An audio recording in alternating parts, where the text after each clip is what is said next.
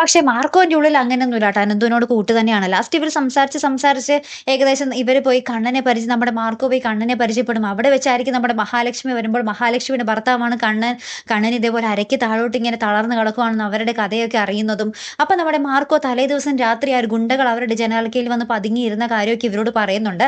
അപ്പോഴാണ് നമ്മുടെ മഹാലക്ഷ്മിയും കണ്ണനും തങ്ങളുടെ വീട്ടുകാരെ തന്നെ കൊല്ലാൻ ശ്രമിക്കുകയാണ് സ്വത്തിന് വേണ്ടി എന്നുള്ളൊരു കാര്യം ആ ഡീറ്റെയിൽസ് സഹിതം എല്ലാം സ്വന്തം അച്ഛനും അമ്മയും ആ രണ്ടാനമ്മയും സ്വന്തം സഹോദരങ്ങളൊക്കെ തന്നെയാണ് തങ്ങളെ കൊല്ലാൻ നോക്കുന്നത് എന്നുള്ളൊരു കാര്യമൊക്കെ നമ്മുടെ മാർക്കോ ഇവർ പറയും വഴി അറിയുകയാണ്.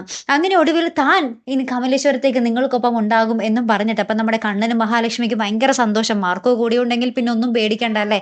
അങ്ങനെ നമ്മുടെ മഹാലക്ഷ്മിയുടെയും കണ്ണന്റെയും ഒപ്പം നമ്മുടെ മാർക്കോയും കൂടെ കമലേശ്വരത്തേക്ക് വരുന്ന ഒരു അടിപൊളി രംഗങ്ങൾ തന്നെയാട്ടോ.